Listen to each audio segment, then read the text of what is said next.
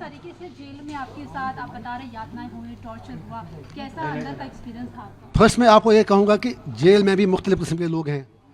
कुछ ऐसे वहाँ पर अधिकारी हैं जो मेरे ख्याल में मतलब बहुत ही ग्रेट पीपल हैं, बहुत ही अच्छे लोग हैं, लेकिन उनकी अपनी प्रोफेशनल कंपल्सन्स अपनी जगह। But I was victimised for my political belief, specially after 18 January 2024 only to help someone in the parliament elections. I was being forced to support a particular party which I refused. तो मेरा phone भी काट दिया गया, मुझे normal cell से निकाल कर मेंटली रिटार्डेड वार्ड में रखा गया, जहाँ पर अब मैं क्या बता दूँ आपको, वो कहानी मैं अपनी बायोग्राफी में लिख रहा हूँ और आगे भी बता दूंगा eight appropriate time.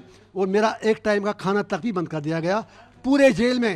I am telling with responsibility, पूरे जेल में लाउड स्पीकर में होता है, जैसे अनाउंसमेंट होती है, ऐलान किया गया कि इस आदमी से कोई भी बंदा बात न करे। I was subject to mental torture, to all sorts of torture. My phone was disconnected, my मुलाकात with family was disconnected and my video calls were disconnected.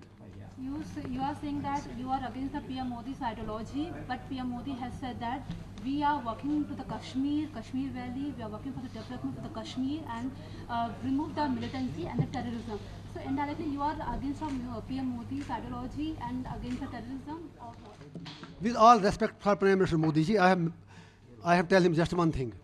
If people of Kashmir feel so happy with abrogation of Article 370, then why was in jail for 5.5 years? Why are still thousands of people in jail? Then why there is social media ban on people on internet? Then why could not he find candidates in for the parliamentary elections?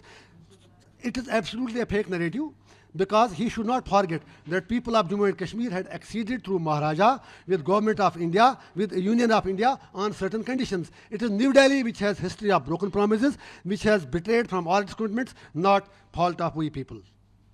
Also the Jammu Kashmir election is going on, Jammu Kashmir election, and the BJP is contesting from the Jammu Kashmir. And so how do you see the election of Jammu Kashmir, because BJP is contesting from the Jammu Kashmir and they are saying once they will come in the power they will also improve Kashmir.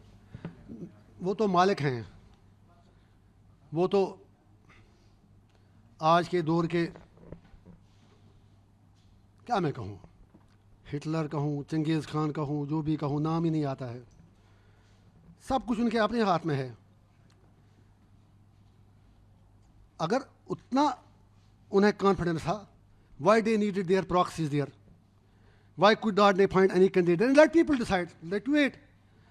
Why they denied me the bail? Why? सब कुछ हुआ. Why are they putting hundreds of people in Tihar jail only? Why are they not allowing people in Jamia Masjid to offer prayers? Why are they not allowing journalists to travel abroad?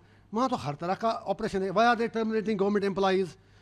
मतलब without any due process of law? So I don't think so. It is not the case. And let people have already given their verdict. Umar साहब भी हार गए, madam भी हार गई और मोदी जी भी हार गए. जितने भी वो महलों में रहने वाले, सियासत करने वाले थे, वो all of them lost. अभी आपको अंतरिम जमानत मिली है, आगे आप क्या सोच रहे हैं कि आपको जमानत? मुझे उम्मीद है कि न्याय मिलेगा. मेरी रेगुलर भी लगी है. कोर्ट की कुछ कंडीशंस हैं. I can't speak on the merits of the case, but I am sure that justice will be done. Lastly, 370 पर आप बात कर रहे हैं लगातार. मोदी जी कह रहे हैं कि 370 के बाद तो मिलिटेंसी कम हुई है, पत्थरबाजी कम हुई है. आप बहुत ज़्यादा बोलते हैं, सॉरी. आप कितने इसके लिए आप स्टेबल है, आप समझ रहे हैं? मुझे मैडम बताइए, सबका सवाल होगा, ये 370 का मिलिटेंसी से क्या वास्ता? पहली बात मुझे बताइए, अगर हमारे जो आज चिल्लाते हैं 370 370 370 जैसे प्रार्थना करते हैं वो लोग, आप समझिए जो 5.5 साल कहीं नहीं थे, 5.5 साल मज़े लेते रहे हमारे ex chief ministers and all those politicians, drawing room politicians.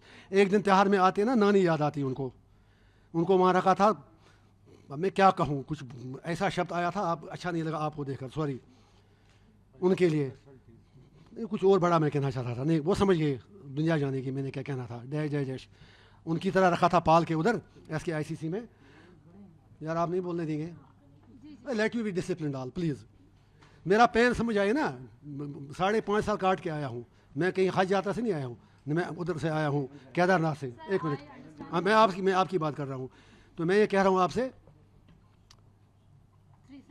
370 के बारे में. तो जो हमारे लोग जो 370 आजकल चला रहे हैं, जिन्होंने शासन किया वहाँ पर, सारे लोगों ने, नाम से नहीं ले रहा हूँ, 370 का मतलब था वहाँ कोई लॉ डायरेक्ट इम्प्लीमेंट होता ही नहीं. UAPA सबसे पहले उन्हें लगा दिया उधर. UAPA उन्होंने सबसे पहले वहाँ लगा दिया. GST उन्होंने सबसे पहले लगा दिया. कश्मीरी इन्वेस्टर्स के लिए वो एक इतना करते उनको अपनी स्टेट में रख दें. सो अवर लीडर्स हैव फेल्ड अस. फिर मिल्टन सी का उसे क्या लेना देना, कुछ भी नहीं लेना देना है. Milton C is a separate thing. फिर मिल्टन सी खत्म हुई क्या, मिल्टन सी खत्म हुई क्या?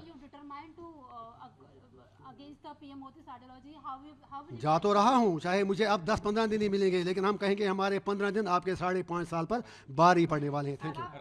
खुश है सर, इसके लिए आप बाहर आ चुके हैं तो खुश हैं? खुश मैं तब हो जाऊंगा जब एक भी कश्मीरी जेलों में न रहे, और जो बाकी भी हैं चाहे किसी भी धर्म जाति के हों. मैंने जेलों में देखा, पॉक्सो केसों में, रेप केसेस में, पूरे हिंदुस्तान के इतने बेगुनाह लोग बंद हैं कि उनको देखकर तरस आता है. चाहे किसी भी धर्म के हों, जाति के हों, उन सबको छोड़ा जाना चाहिए.